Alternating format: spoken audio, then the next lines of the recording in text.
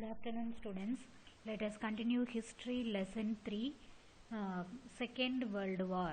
In the last class, we have seen causes for the Second World War, course of the Second World War, and Holocaust and its fallout. In today's class, we see new international order. இப்போ international level, world level ஒரு order create பண்ண போகிறோம். அதை பற்றி in today's classல நம்ம பார்க்க போகிறோம்.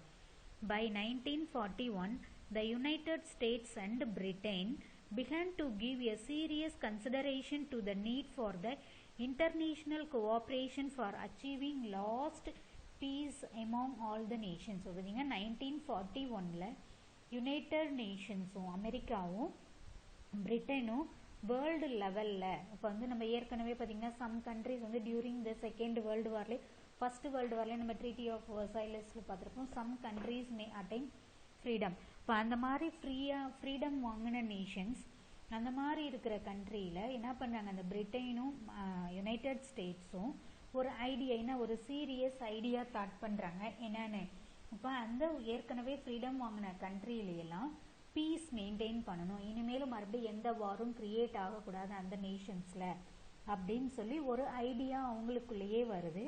So, they started an international order for ever lost, achieving lost peace among all the nations.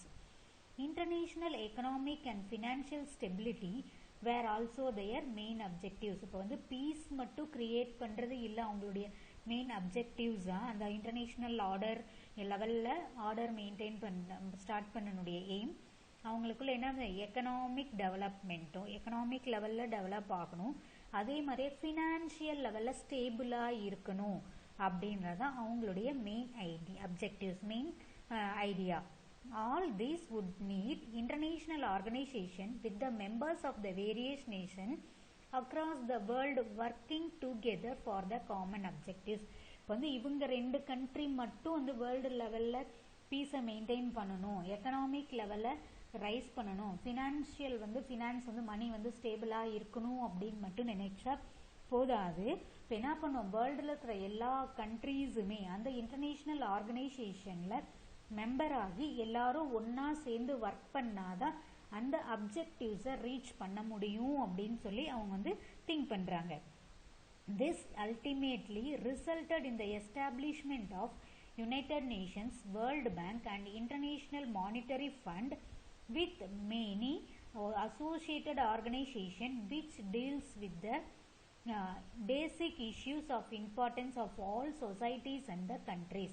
இப்போ இது வந்து இதனுடைய ரிசல்ட் என்ன ஆகணும், இப்போ வந்து எல்லா மெம்பர் கண்ட்ரீஸும் ஒன்றா சேர்ந்து ஒர்க் பண்ணணும் அப்படின்னு நினைக்கும் போது என்ன பண்ணாங்க, அதுக்கு ஒரு ஆர்கனைசேஷன் எஸ்டாப்ளிஷ் பண்ணுறாங்க, ஃப்ரேம் பண்ணுறாங்க.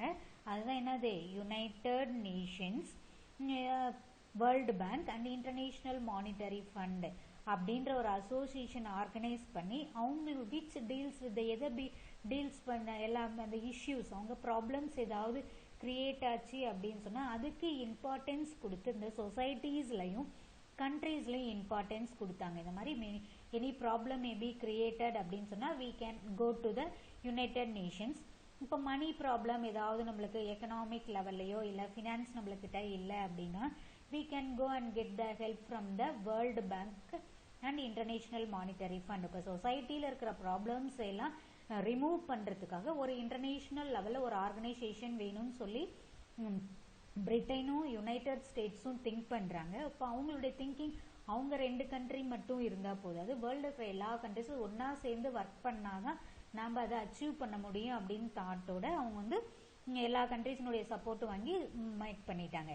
International agencies had been established after the World War I, but the League of Nations unfortunately proved to be ineffectual. பார்த்தீங்கன்னா international agencies first world war end ஆனது லீக் ஆஃப் நேஷன்ஸ் அப்படின்னு சொல்லி start பண்ணாங்களா, அந்த league of nation பார்த்தீங்கன்னா அவங்களுடைய ஒர்க்கில் வந்து என்னாச்சு, ஃபெயிலியர் ஆயிட்டாங்க. So it prove to be ineffective. But அப்படி இருந்தாலுமே அந்த லீக் ஆஃப் நேஷன்ஸில் பார்த்தீங்கன்னா இன்டர்நேஷ்னல் லேபர் ஆர்கனைசேஷன் அப்படின்னு சொல்லி ஒரு ஆர்கன் இருந்தது. அது till now it is functioning. The International Labour Office ILO located in Geneva in Switzerland. ஸ்விட்சர்லாண்டில் இன்டர்நேஷ்னல் ஆர்கனைசேஷன் ஜெனீவா அப்படின்ற பிளேஸில் லொக்கேட் ஆகிருக்கு. இப்போ அது வந்து ஸ்டில் ஆக்டிவாக இருக்குது, அவங்களுடைய ஒர்க்கை கேரி ஆன் பண்ணிகிட்டு இருக்காங்க.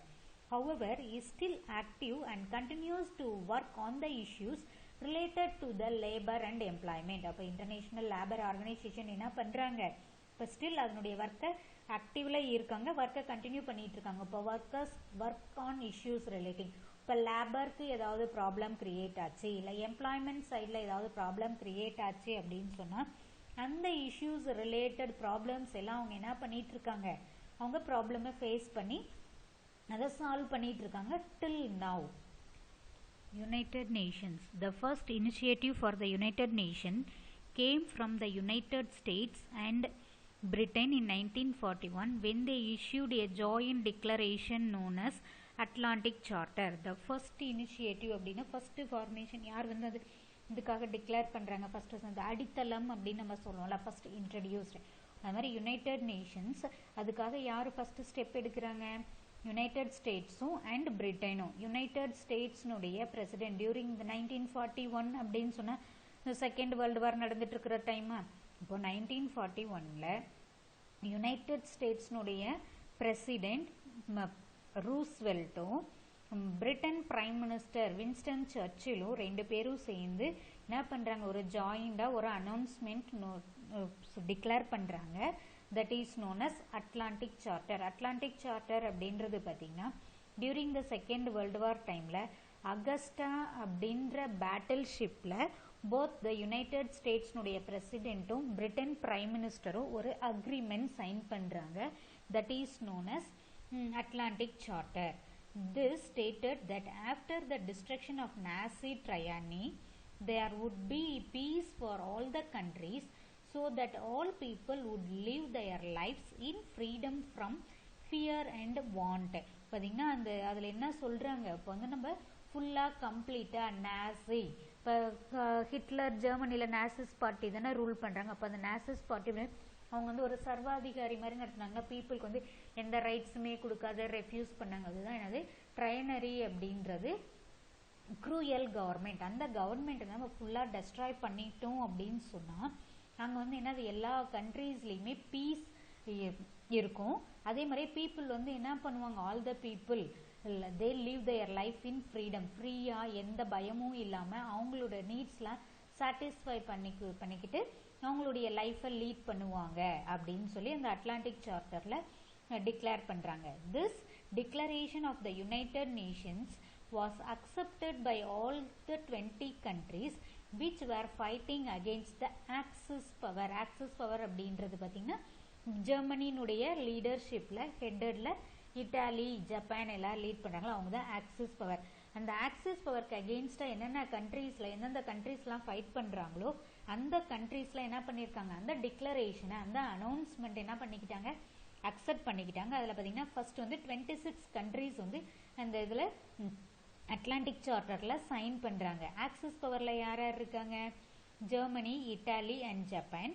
On the new year day on 1942, இப்போ ஆகஸ்ட் 1941 அகஸ்டான்ற பேட்டில் ஷிப்பில் யுனைடெட் ஸ்டேட்ஸ்னுடைய பிரசிடென்ட்டும் பிரிட்டன் பிரைம் மினிஸ்டர் வின்ஸ்டன் சர்ச்சிலும் ஒரு டிக்ளரேஷன் அனௌன்ஸ் பண்ணுறாங்க. அந்த டிக்ளரேஷன் என்ன ஆகஸ்டில் அனௌன்ஸ் பண்ணுறாங்க.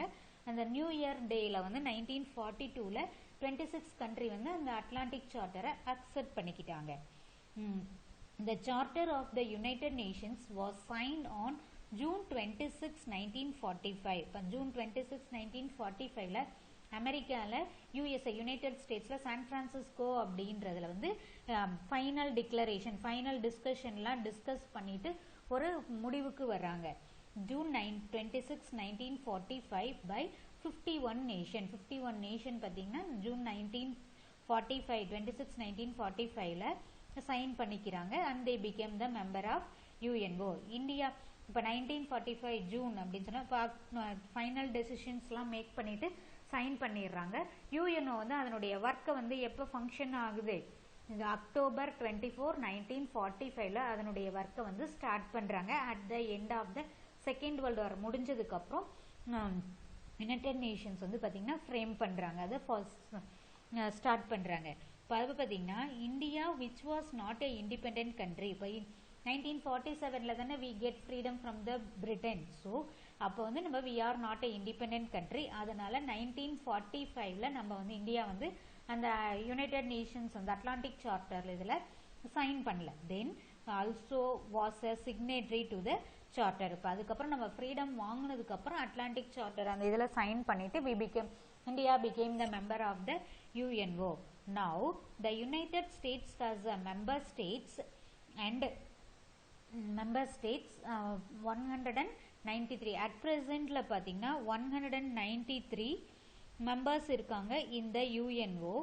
each one big or small, இப்போ வந்து each one எந்த மெம்பராக இருக்கிற எல்லா கண்ட்ரியுமே பார்த்தீங்கன்னா whether it is a big country or small country have equal vote. இப்போ எது சேம் பிக் கண்ட்ரியாக இருந்தாலும் ஸ்மால் கண்ட்ரியாக இருந்தாலும் சேம் vote ரைட் வந்து ஈக்குவல் ரைட் வந்து யுனைடெட் நேஷன்ஸில் இருக்குது. எல்லா கண்ட்ரீஸ்க்குமே கொடுத்துருக்காங்க. இப்போ 193 மெம்பர் கண்ட்ரீஸ் இருக்குன்னா 193 மெம்பர் கண்ட்ரீஸுக்குமே vote பண்ணுற ரைட் அங்கே இருக்குது. சரி, நெக்ஸ்ட் பார்த்தீங்கன்னா the principal organs of the UNO. the organs principal organs of the UNO பார்த்தீங்கன்னா 6 principal organs இருக்குது. சரியா, first one general assembly. General assembly அந்த security council. the united nations இப்போ ஹெட் குவார்ட்டர்ஸ் அப்படின்னு சொல்லி இந்த பிக்சர் கொடுத்துருக்காங்களா, இதுதான் யுனைடெட் நேஷன்ஸ் வந்து ஒர்க் ஆகிற அந்த பில்டிங். இந்த பில்டிங்க்கு முன்னாடி பார்த்தீங்கன்னா அந்த மெம்பர் கண்ட்ரிஸ் இருக்காங்களா, இப்போ 193 மெம்பர் கண்ட்ரிஸ் சொன்னோம்ல, அதனுடைய ஃப்ளாக் வந்து எல்லா கண்ட்ரிஸ்னுடைய ஃப்ளாகும் அதில் வந்து அந்த இடத்துல என்ன பண்ணியிருக்கோம், ஃப்ளோ ஆகிட்டு இருக்கும். United Nations function almost like any government. இப்போ நம்ம பார்த்தீங்கன்னா நம்ம ஒரு சென்ட்ரல் கவர்மெண்ட்டோ இல்லை ஸ்டேட் கவர்மெண்ட்டோ அப்படின்னு சொல்லி நம்ம எடுத்துக்கிட்டோம் அப்படின்னு சொன்னால் எப்படி லெஜிஸ்லேட்டிவ் விங் பர் லா மேக்கிங் பாடி இருக்குது, எக்ஸிக்யூட்டிவ் விங் நம்மளை ரூல் பண்ணுற பாடி இருக்குது, அதே மாதிரி judiciary it is a independent organ இருக்குது அப்படின்னு சொன்னோம்.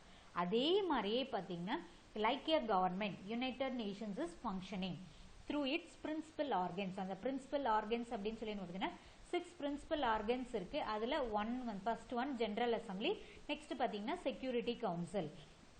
through its principal organs which are similar to the legislative. இப்போ நம்ம எப்படி நம்ம ஸ்டேட் கவர்மெண்ட் சொன்னோம்ல, லெஜிஸ்லேட்டிவ் லா மேக்கிங் பாடியும் இருக்கு, எக்ஸிக்யூட்டிவும் இருக்கு, நெக்ஸ்ட் பார்த்தீங்கன்னா ஜுடிஷியல் விங்கும் இருக்கு of the state.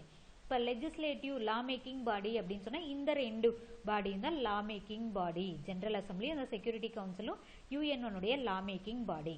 In the General Assembly is the body in which each member state is represented. இப்போ ஜென்ரல் பாடி ஜென்ரல் அசம்பிளியில் பார்த்தீங்கன்னா எல்லா மெம்பர் கண்ட்ரீஸுமே அதில் present ஆகிருப்பாங்க.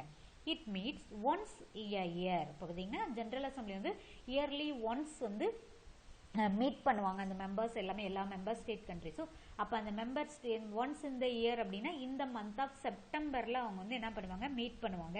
And issues of interest, இப்போ வந்து பார்த்தீங்கன்னா ஏதாவது ப்ராப்ளம்ஸ் இருக்கா அப்படின்னு சொல்லி அந்த இது. இப்போ ஏதாவது points of conflict are discussed இந்த அசம்பிளி. இப்போ மெம்பர் கண்ட்ரீஸ்குள்ளே ஏதாவது ப்ராப்ளம் கிரியேட் ஆச்சு, அந்த மாதிரி ப்ராப்ளம்ஸ்லாம் எங்கே பண்ணுவாங்க, டிஸ்கஸ் பண்ணுவாங்க இந்த ஜென்ரல் அசம்பிளி. அது வந்து பார்த்தீங்கன்னா ஜென்ரல் அசம்பிளியில் இயர்லி ஒன்ஸ் வந்து அது வந்து அசம்பிள் ஆகுவாங்க. இந்த செக்யூரிட்டி கவுன்சில் ஹேஸ் 15 மெம்பர்ஸ். இப்போ செக்யூரிட்டி கவுன்சில் அப்படின்னு பார்த்தீங்கன்னா செக்யூரிட்டி இப்போ எப்படி ஜென்ரல் அசம்பிளிக்கு பவர் இருக்கோ அதே மாதிரி செக்யூரிட்டி கவுன்சிலுக்கும் ஈக்குவல் பவர் இருக்குது. செக்யூரிட்டி கவுன்சிலில் பார்த்தீங்கன்னா 15 மெம்பர்ஸ். அதில் 5 பர்மனன்ட் மெம்பர்ஸும் 10 நான் பர்மனன்ட் மெம்பர்ஸும் இருக்காங்க. 5 கண்ட்ரிஸ் அந்த பர்மனன்ட் மெம்பர்ஸ் பார்த்தீங்கன்னா யுனைடெட் ஸ்டேட்ஸ் அண்ட் பிரிட்டன். நம்ம பார்த்தீங்கன்னா யுனைடெட் நேஷன்ஸ் அண்ட் யுனைடெட் ஸ்டேட்ஸும் பிரிட்டனும் யுனைடெட் நேஷன்ஸ் ஆர்கனைசேஷன் வந்து ஃபார்ம் ஆகிறதுக்கு ஒரு இம்பார்ட்டன்ட் பர்சனாலிட்டிஸாக இருந்தாங்க. So it is a permanent member. France, Russia and China, these 5 are the permanent members of the Security Council and 10 non-temporary members, non-permanent members பார்த்தீங்கன்னா 10 இருக்காங்க. அவங்க who are elected in rotation. இப்போ பார்த்தீங்கன்னா ஒரு ரொட்டேஷன் இப்போ 193 member கண்ட்ரீஸில் 5 countries வந்து permanent மெம்பர்ஸாக இருக்காங்க. ரிமைனிங் 188 கண்ட்ரீஸும் ரொட்டேஷன், அதாவது அவங்களுடைய ரொட்டேஷன் இப்போ இப்படி ஆல்ஃபபெட்டிக்கல் ஆர்டரில் பார்த்தீங்கன்னா 10 மெம்பர்ஸ் கண்ட்ரீஸாக ரொட்டேஷனில் அந்த நான் பெர்மனன்ட் மெம்பர்ஸில் டேக் பார்ட் பண்ணுவாங்க. அந்த 10 நான் permanent மெம்பர்ஸும் they may be elected for the 2 years term. These two bodies functions like a legislature. இப்போ தான் நம்ம முன்னாடியே சொன்ன இது லெஜிஸ்லேச்சர் லா மேக் பண்ணுறோம் அப்படின்னு சொல்லி. Each of the permanent members has right to veto. இப்போ ரைட் டு வீட்டோ அப்படின்னு பார்த்தீங்கன்னா பெர்மனன்ட் மெம்பர்ஸ்க்கு தான் இருக்குது, நான் பெர்மனன்ட் மெம்பர்ஸ்க்கு இல்லை. அந்த ரைட் டு வீட்டோ அப்படின்றது பார்த்தீங்கன்னா இப்போ ஒரு டிஸ்கஷன் நடக்குது, ஒரு மேட்டர் ரிலேட்டட் அப்படின்னு ஒரு டாபிக் ரிலேட்டடாக டிஸ்கஷன் நடக்கும்போது இதை நாங்கள் அக்செப்ட் பண்ணிக்கல, no we are not accepting negative votes அப்படின்றது தான் ரைட் டு வீட்டோ. அந்த பவர் யாருக்கு இருக்குது? அந்த 5 பெர்மனன்ட் மெம்பர்ஸ்க்கு இருக்குது. Any discussion by other members of the Security Council. This right has often been used to block major discussions. இப்போ decisions பார்த்தீங்கன்னா இப்போ ஒரு முடிவு வரதுக்கு it is unfavorable-ஆக இருக்குது அப்படின்னு அவங்க நினைச்சாங்க அப்படின்னா அந்த 5 பெர்மனன்ட் மெம்பர்ஸும் நெகட்டிவ் ஓட் போட்டு அதை ஸ்டாப் பண்ணி வைக்கலாம். Especially by the super powers USA and Russia. At the end of the Second World War பார்த்தீங்கன்னா 2 super power countries வந்து develop ஆகுது. One is USA and another is Russia. Major issues and conflicts are discussed in the Security Council. Important problems எல்லாமே எங்க வந்து discuss பண்ணுவாங்க? இந்த Security Council. Next, administrative structure. Administration அப்படின்னு சொன்னா நம்மள ரூல் பண்ற விங். இப்போ எக்ஸிக்யூட்டிவ் அப்படின்றது பார்த்தீங்கன்னா நம்மள ரூல் பண்றாங்க அப்படின்னு சொல்லல, நம்மள கவர்ன் பண்றவங்க. இல்லை கவர்ன் பண்றது அப்படின்றது பார்த்தீங்கன்னா செக்ரட்டேரியட். இப்போ செக்ரட்டேரியட் அப்படின்றது one of the organs of the principal organs of the UNO security executive administrative structure. The executive wing of the United Nations is the UN Secretariat. இப்போ செக்ரட்டேரியட் அப்படின்றது பார்த்தீங்கன்னா executive wing. It is headed by secretary general. இப்போ வந்து இதை lead பண்ணுறவங்க யாரு? Secretary general. இப்போ நம்மளுடைய கண்ட்ரியில் வந்து எக்ஸிக்யூட்டிவ் விங்கில் பார்த்தீங்கன்னா ஹையஸ்ட் லெவல் நம்மளை கவர்ன் பண்ணுறவங்க அப்படின்றது பார்த்தீங்கன்னா பிரசிடென்ட், வைஸ் பிரசிடென்ட் வராங்கல்ல, அதே மாதிரியே பார்த்தீங்கன்னா UN Secretariat is headed by Secretary General. At present, the Secretary General of UNO is Antonio Guterres. He belongs to Portugal country. He is elected for the term period of 5 years. 2017 அவரை வந்து appoint பண்ணாங்க ஜனவரியில். இப்போ 5 years after 5 yearsனா 2022 வந்து அவருடைய term period முடிஞ்சிடும். அவங்கள appoint பண்ணுறது யாரு? அந்த ஜெனரல் அசம்பிளி அந்த recommendation of the security council. நம்ம முன்னாடியே பார்த்தோம்.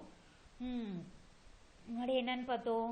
Major issues and conflicts discussed in the security council. இப்போ செக்யூரிட்டி கவுன்சிலை டிஸ்கஸ் பண்ணிட்டு தான் எல்லா மேட்டர்ஸுமே என்ன பண்ணுவாங்க? ஃபைனலைஸ் பண்ணுவாங்க. இப்போ அதே மாதிரி general assembly on the recommendation of security council. இப்போ லெஜிஸ்லேட்டிவ் லா மேக்கிங் படி அவங்க ரெண்டு ஜெனரல் அசம்பிளி செக்யூரிட்டி கவுன்சிலும் இல்லைன்னா எதுவே செய்ய முடியாது. அதனால அவங்களுடைய ரெக்கமெண்டேஷனில் தான் செக்ரட்டரி ஜெனரல் அப்பாயிண்ட் பண்ணுறாங்க. Secretary general along with his cabinet and other officials runs the United Nations. இப்போ செக்ரட்டரி ஜெனரல் இப்போ பிரசிடென்ட் சொன்னோம், வைஸ் பிரசிடென்ட் சொன்னோம், பிரைம் மினிஸ்டர் அந்த கவுன்சில் ஆஃப் மினிஸ்டர்ஸ். இப்போ பிரசிடென்ட் வந்து என்ன பண்ணுறாங்க? அவங்க பிரைம் மினிஸ்டரையும் அந்த கவுன்சில் ஆஃப் மினிஸ்டர்ஸை வச்சு அவங்க நம்மளுடைய ஒர்க்ஸ்லாம் கேரி ஆன் பண்ணுற மாதிரி செக்ரட்டரி ஜெனரல் ஆஃப் யூஎன்ஓ என்ன பண்ணுவாங்க? அவங்க கேபினெட்டும் அதர் அஃபீஷியல்ஸை வச்சு ஒர்க் ஆஃப் யுனைடெட் நேஷன்ஸ் ஆர்கனைசேஷனை ஃபங்க்ஷன் பண்ணுறாங்க.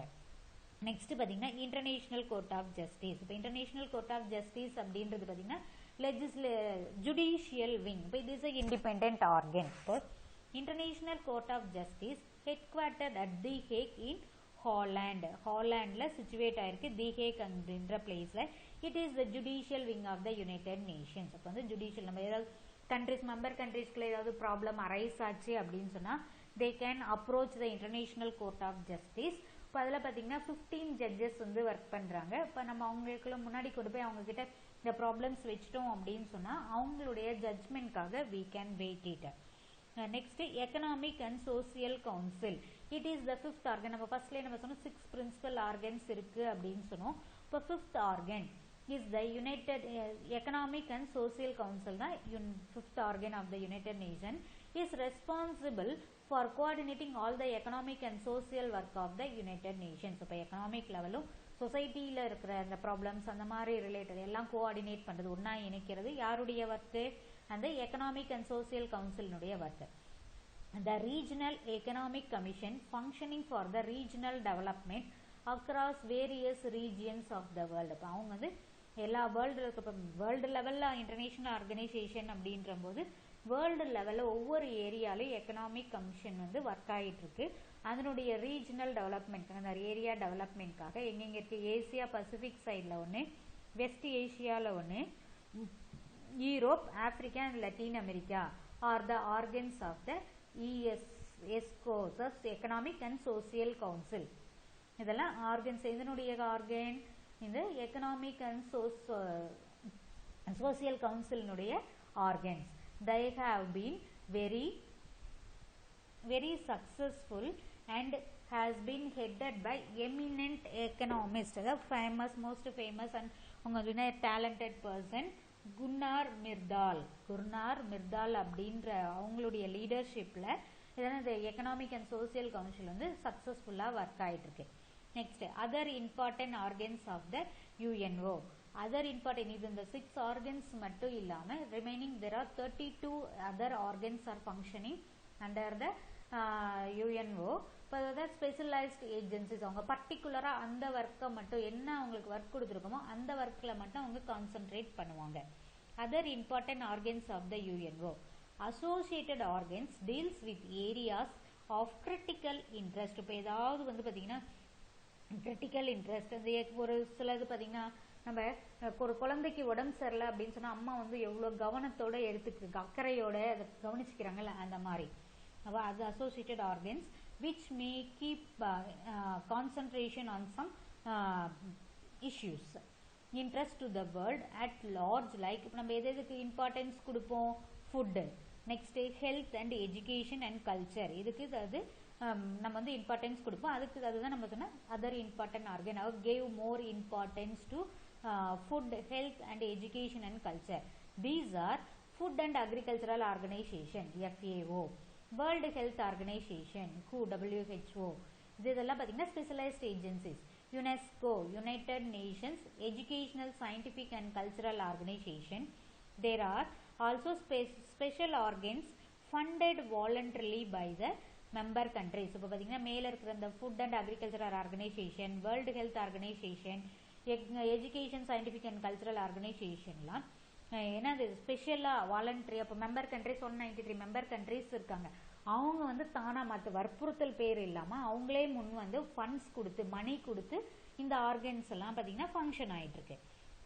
The two best known among them are UNICEF. UNICEF அப்படின்றது United Nation children's emergency fund which promotes child health and welfare across the world. இப்போ வந்து சைல்டு ஹெல்த்துக்கும் நம்மளுடைய வெல்ஃபேர் பீப்புளுடைய அக்கறை அப்படின்னு சொல்லுவாங்க, அந்த மாதிரி இதுக்கு வந்து அவங்க கான்சன்ட்ரேஷன் பண்ணுறாங்க across the world.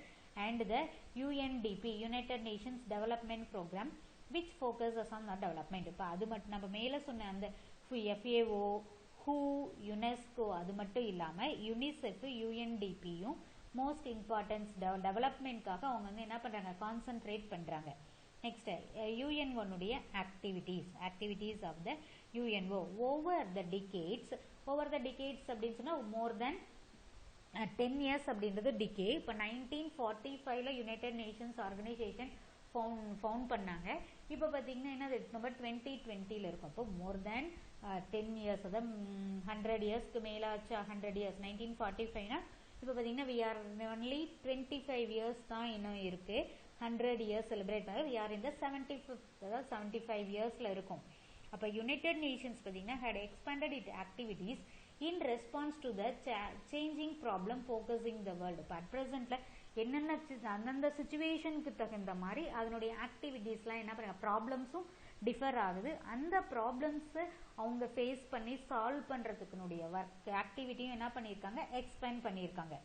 Thus, in 1960s, decolonization was an important issue. இப்போ 1960ல் பார்த்தீங்கன்னா டீகாலனைசேஷன் அப்படின்றது பார்த்தீங்கன்னா காலனியல் பவர்ஸ் வந்து அவங்க ரூல் பண்ணிட்டு இருக்கிற கண்ட்ரிக்கு ஃப்ரீடம் கொடுக்கறது அப்படின்னு சொன்னோம். இப்போ அந்த மாதிரி வந்து மோர் இம்பார்ட்டன்ட் ப்ராப்ளம்ஸாக அங்கே க்ரியேட் ஆச்சு. ஹியூமன் ரைட்ஸ் அது மட்டும் இல்லாமல் அது ஹியூமன் ரைட்ஸ், ஹியூமன்ஸ் வந்து இல்ட்ரேட் பண்ணாங்களா அது. நெக்ஸ்ட் ப்ராப்ளம்ஸ் ஆஃப் ரெஃப்யூஜிஸ் அப்படின்றது பார்த்தீங்கன்னா அகதிகள் அப்படின்னு சொல்லுவோம். இப்போ ஸ்ரீலங்காவில் வார் நடந்துட்டு இருக்குது. அப்போ அந்த வார் டைமில் வந்து ப்ரொடெக்ஷனுக்காக நெய்பரிங் கண்ட்ரீஸ்க்கு போகிறவங்க தான் யார், ரெஃப்யூஜிஸ் அப்படின்னு சொல்லுவோம். இது மோஸ்ட்லி அக்கரின் ஸ்ரீலங்கா, அதுக்கப்புறம் பார்த்தீங்கன்னா ஆப்கானிஸ்தான், அது வந்து மோஸ்ட்லி இப்போ வார் நடந்துட்டுருக்கு. இந்த சைடில் பார்த்தீங்கன்னா இதிலேருந்து பர்மாவிலேருந்து அந்த மாதிரி இருக்கிறது நிறையா நார்த் ஈஸ்ட் சைட்ஸில் வந்து நிறைய வந்திருக்காங்க. கிளைமேட்டிக் சேஞ்சஸ் இப்போ பார்த்தீங்கன்னா குளோபல் வார்மிங் அப்படின்னு சொல்லுவோம். இப்போ because of the global warming கிளைமேட்லாம் சேஞ்ச் ஆகிட்டு இருக்கா அப்பப்போ அந்த மாதிரி ப்ராப்ளம்ஸில் டேக் ஓவர் பண்ணுவாங்க. ஜெண்டர் ஈக்குவாலிட்டினா டிஃப்ரென்ஸ் எதுவுமே காமிக்காமல் மென் அண்ட் விமென் அப்படின்னு டிஃப்ரென்ஸ் காமிக்காமல் இருக்கிறது. All now within the ambit of the activities of the UNO. இப்போ இந்த ப்ராப்ளம்ஸ் என்னென்னு சொன்னோம், human rights, problems of refugees, climate change, gender equality. இப்போ இது எல்லாம் யாருடைய ஆக்டிவிட்டீஸ் அவங்களுடைய ஒர்க்கில் இருக்குது, யுனைடெட் நேஷன்ஸ்னுடைய கண்ட்ரோல் அவங்களுடைய வரம்புக்குள்ளே இருக்குது. ஆம்பிட் அப்படின்றது அவங்களுடைய லெவல் எவ்வளவோ அப்படின்னு சொல்கிறோம்ல, அதுதான் ஆம்பிட் அப்படின்றது. இதெல்லாம் அவங்களுடைய கண்ட்ரோலில் இருக்குது. As a special mention must be made அந்த யூஎன் பீஸ் கீப்பிங் ஃபோர்ஸ். இப்போ வார்லாம் ஏதாவது நடந்துச்சு அப்படின்னு சொன்னால் அங்கே என்ன பண்ணாங்க, யூஎன் அந்த ஆர்மிலாம் அனுப்பி பீஸ் மெயின்டைன் பண்ணுவாங்க. அது மாதிரி தான் என்னது UN piece keeping force which has acted in many areas of conflict all over the world. The Indian Army has been an important part of peacekeeping force. இப்போ பார்த்தீங்கன்னா அந்த யூஎன் peacekeeping forceல இந்தியன் பார்த்தீங்கன்னா ஒரு இம்பார்ட்டன்ட் ஃபோர்ஸாக இருக்குது. And has been deployed in many parts of the world. அவங்க என்ன பண்ணியிருக்காங்க, இந்தியன் ஆர்மியை நிறைய பார்ட் ஆஃப் பிளேஸில் அவங்க இந்தியன் ஆர்மி பிளேஸ் பண்ணி வச்சுருக்காங்க. Next we the people of United Nations determined to save succeeding generation from scourge of war. இப்போ நம்ம பீப்புள் யுனைடெட் நேஷன்ஸ்னுடைய பீப்புளாக இருக்கும். இப்போ நம்மளுடைய ஜென்ரேஷனை மறுபடியும் என்ன பண்ணி இன்னொரு வார் கிரியேட் ஆகாத இப்போ சஃபரிங்ஸ் இப்போ நம்ம first world war, second world வார்லாம் பார்த்தீங்கன்னா so many sufferings may be faced by the civilians, public people. இப்போ அந்த மாதிரி மறுபடியும் இந்த மாதிரிலாம் அக்கர் ஆகக்கூடாது. இப்போ அந்த மாதிரி இருக்கிறதுல பார்த்தீங்கன்னா வெளியில் சொல்ல முடியாத அளவுக்கு இந்த சஃபரிங்ஸ்லாம் நிறைய ஃபேஸ் பண்ணியிருந்தாங்க. which twice in our lifetime, அதாவது which twice in our main time lifetime அப்படின்றதுங்க ஃபர்ஸ்ட் வேர்ல்டு வார்லையும் செகண்ட் வேர்ல்டு வார்லையும் அதை நம்ம வெளியில் சொல்ல முடியாத அளவுக்கு இருந்துச்சு. And to reaffirm faith in the fundamental human rights. reaffirm அப்போ பார்த்தீங்கன்னா கண்ணியத்தோட அந்த ஃபண்டமெண்டல் ரைட்ஸ்லாம் என்ன பண்ணுவாங்க, ப்ரொடெக்ட் பண்ணும். இந்த டிஜினிட்டி, இப்போ டிஜினிட்டி அப்படின்றது பார்த்தீங்கன்னா மறுபடியும் அவங்களுக்கு ஹியூமன் ரைட்ஸ் அவங்களுடைய கண்ணியம் கட்டுப்பாடு அப்படின்லாம் சொல்கிறோம்ல, அதெல்லாம் நம்ம திரும்ப கொடுக்கணும் அப்படின்னு சொல்லி உங்களுக்கு கண்டிப்பாக இதெல்லாம் கிடைக்கும். இனிமேல் அந்த சஃபரிங்ஸ்லாம் நீங்கள் ஃபேஸ் பண்ண மாட்டீங்க. இந்த dignity and the worth of the human person. இந்த equal rights of men and விமென்க்கும் ஈக்குவல் ரைட்ஸ் கொடுத்துருக்கோம். Next and of nation large and small from the preamble of the constitution. இப்போ நம்ம முன்னாடியே பார்த்தோம், எதர் it may be a small country or big country அவங்களுக்கு equal vote இருக்கு அப்படின்னு சொன்னோம். அதே மாதிரியே whether it may be a small or big country, இப்போ எல்லா கண்ட்ரீஸ்லையுமே பார்த்தீங்கன்னா இந்த மாதிரி எதுவுமே அக்கர் ஆகாத சஃபரிங்ஸ்லாம் மறுபடியும் பீப்புளெலாம் ஃபேஸ் பண்ணாத அளவுக்கு நாங்கள் பார்த்துக்குவோம் அப்படின்றது தான் யூஎன்ஓனுடைய ப்ரீஎமபிள் இன்ட்ரடக்ஷனில் இருக்குது. World bank. The World Bank and International Monetary Fund referred to as the Bretton Woods twins and were both established in 1945. இப்போ the World Bank International Monetary Fund the twins அப்படின்னு சொல்லியிருக்கோம். It may be formed established in 1945 after the Bretton Woods Conference in 1944. இப்போ 1944ல் பிரிட்டான் Woods conference அப்படின்றதுக்கப்புறம் என்ன பண்ணாங்க, international monetary ஃபண்டும் world பேங்க்ஸும் found பண்ணுறாங்க. It's located in Washington DC in the united ஸ்டேட்ஸில் வாஷிங்டன் அப்படின்ற பிளேஸில் இவங்க பார்த்தீங்கன்னா ஸ்டார்ட் பண்ணியிருக்காங்க. they have the same membership since a country cannot be a member of the bank without being a member of the fund. இப்போ international monetary ஃபண்டில் member ஆனால் மட்டும்தான் வேர்ல்டு பேங்க்கில் மெம்பர் ஆக முடியும். இப்போ ஃபண்டில் மெம்பர் ஆக முடியல, இன்டர்நேஷ்னல் மானிட்டரி ஃபண்டில் மெம்பர் ஆகலைன்னா வேர்ல்டு பேங்க்கில் மெம்பர் ஆக முடியாது. இப்போ ஃபஸ்ட்டு அவங்க என்ன பண்ணணும், இப்போ இன்டர்நேஷ்னல் மானிட்டரி ஃபண்டில் மெம்பர் ஆகணும். அதுக்கப்புறம் தான் அவங்க வேர்ல்டு பேங்க்கில் மெம்பர் ஆக முடியும். இப்போ அதே மாதிரி பார்த்தீங்கன்னா ரெண்டு இதுலேயுமே ஈக்குவல் மெம்பர்ஷிப் இருப்பாங்களா, ஈக்குவல் மெம்பர்ஸ் இருப்பாங்க. The two main organs of the World Bank are International Bank for Reconstruction and Development and the International Development Agency. But together they are often referred to as the World Bank. International Bank for Reconstruction Development International Development Agency ரெண்டும் சேர்ந்தது தான் என்னது world bank அப்படின்றது. The main responsibility of the IBRD தான் International Bank for Reconstruction and Development. அதனுடைய starting yearல initial years was to fund the reconstruction activity under the Marshall Plan in the European countries devastated by the war. இப்போ beginningல IBRD என்ன பண்ணாங்க, அவங்க வந்து Marshall பிளான்ல என்னது European continent கண்ட்ரீஸ்ல first world வார்ல செகண்ட் வேர்ல்டு வார் அந்த வார் டைம்ல அவங்க வந்து பார்த்தீங்கன்னா கம்ப்ளீட்டாக டெஸ்ட்ராய் இருக்காங்க. அதை மறுபடியும் ரீகன்ஸ்ட்ரக்ட் பண்ணுறதுக்காக ஃபண்ட்ஸ் கொடுக்குறாங்க. இப்போ அதுக்கு வந்து பார்த்தீங்கன்னா வேர்ல்டு பேங்க் ஐபிஆர்டி வந்து ஃபர்ஸ்ட் வந்து இனிஷியல் ஸ்டார்டிங் இயரில் அவங்களுக்கு மணி கொடுத்தாங்க. The agenda later expanded to promote economic development in the poorer countries. வந்து அவங்களுடைய மெயின் பிரின்சிபல் அஜெண்டாவா என்னது லேட்டர் மறுபடியும் எக்ஸ்பேண்ட் ஆகி எக்கனாமிக் டெவலப்மெண்ட் ரொம்ப புவரர் கண்ட்ரி இப்போ ஏழ்மையான நாடுகள்லாம் இருக்குல்ல அந்த கண்ட்ரியில் வந்து அவங்க டெவலப் பண்ணுறதுக்காக அவங்க என்ன பண்ணுறாங்க எக்ஸ்பேண்ட் பண்ணிக்கிறாங்க. அந்த banks lend money to various country for the development project. இப்போ வேர்ல்டில் இருக்கிற வேரியஸ் கண்ட்ரீஸ்க்கு வந்து பார்த்திங்கன்னா வேர்ல்டு ஐபிஆர்டி வந்து மணி கொடுத்து டெவலப்மெண்ட் ப்ராஜெக்ட்ஸ்லாம் மேக் பண்ணிக்கோங்க, அவங்கள டெவலப் பண்ணிக்கோங்க அப்படின்னு சொல்லி மணி கொடுக்குறாங்க. A further area of interest is poverty alleviation. Next வந்து அவங்களுடைய என்னது நெக்ஸ்ட் ஃபர்ஸ்ட் பார்த்தீங்கன்னா யூரோப்பியன் காண்டினென்ட் கண்ட்ரீஸில் வாரில் அவங்க டெஸ்ட்ராய் ஆனதை மறுபடியும் ரீகன்ஸ்ட்ரக்ட் பண்ணுறதுக்காக மார்ஷல் பிளான் மூலயமா அமௌண்ட் கொடுத்தாங்க. நெக்ஸ்ட் பார்த்தீங்கன்னா என்னது புவரர் கண்ட்ரீஸில் வந்து எக்கனாமிக் டெவலப்மெண்ட்காக கொடுத்தாங்க. அதுக்கப்புறம் பார்த்தீங்கன்னா வேர்ல்டில் இருக்கிற நிறைய கண்ட்ரீஸ்க்கு வந்து டெவலப்மெண்ட் ப்ராஜெக்ட்டுக்கு கொடுத்தாங்க. நெக்ஸ்ட் அவங்களுடைய ஏரியா எக்ஸ்பேண்ட் ஆகுது பாவர்ட்டி அலிவேஷன். இப்போ வந்து புவர் அப்படின்னு நம்ம சொல்கிறோம்ல ஏழ்மை நிலை, அதை வந்து ரிமூவ் பண்ணுறதுக்காக எஸ்பெஷலி இப்போ எங்கே இருக்கும் அந்த பாவர்ட்டி அப்படின்றது புவர் கண்ட்ரீஸில் இருக்கும் இல்லைனா டெவலப்பிங் கண்ட்ரீஸில் இருக்கும். அந்த டெவலப்பிங் கண்ட்ரீஸில் இருக்கிற ரூரல் ஏரியாஸ் வில்லேஜ் சைடில் அந்த பாவர்ட்டியை ரிமூவ் பண்ணணும் அப்படின்றதுக்காக அவங்க வந்து என்ன பண்ணாங்க மணி கொடுக்க ஆரம்பித்தாங்க. The International Development Agency also lends money to the government for the development activities. இப்போ இன்டர்நேஷ்னல் டெவலப்மெண்ட் ஏஜென்சி என்ன பண்ணாங்க கவர்மெண்ட்டுக்கு டெவலப்மெண்ட் பிளான்ஸ்க்கெல்லாம் பார்த்தீங்கன்னா மணி கொடுக்க ஆரம்பிச்சாங்க. அதுக்கு முன்னாடி பார்த்தீங்கன்னா கண்ட்ரீஸ்க்கு கொடுத்தாங்க, இப்போ government. These are soft loans. இப்போ சாஃப்ட் லோன்ஸ் அப்படின்றது பார்த்தீங்கன்னா டேர்ம் பீரியட் 50 இயர்ஸ். அவங்க வந்து அமௌண்ட் வாங்கிக்கலாம், எவ்வளோ அமௌண்ட் வேணாலும் வாங்கிக்கலாம். 50 இயர்ஸ்க்குள்ளே அதை வந்து ரீபே பண்ணிடணும் with a low rate of interest. அதுதான் என்னது த சாஃப்ட் லோன்ஸ் அப்படின்றது. These loans are soft loans and are given at the low rate of interest. ரொம்ப கம்மியான வட்டிக்கு அவங்க வந்து 50 இயர்ஸ்க்குள்ளே அவங்க வாங்கின மணியை வந்து பே பண்ணிடலாம். Interest for a period of 50 years. Next பார்த்தீங்கன்னா இன்னொரு ஆர்கனைசேஷன் அவங்க என்ன பண்ணாங்க இன்டர்நேஷ்னல் ஃபினான்ஸ் கார்பரேஷன். மெயின் எதுக்காக அவங்க ஃபங்க்ஷன் பண்ணுறாங்க பப்ளிக் என்டர்பிரைசஸ். பப்ளிக் என்டர்பிரைஸ்னா ப்ரைவேட் என்டர்பிரைசஸ் ப்ரைவேட் கம்பெனிஸ்லாம் இருக்குல்ல அதை வந்து டெவலப் பண்ணுறதுக்காக டெவலப்பிங் கண்ட்ரீஸில் இருக்கிற ப்ரைவேட் கம்பெனிஸ்க்கு அவங்க வந்து என்ன பண்ணாங்க மணி கொடுத்து ஹெல்ப் பண்ணாங்க. The international finance corporation mainly functions with the private enterprises in the developing countries.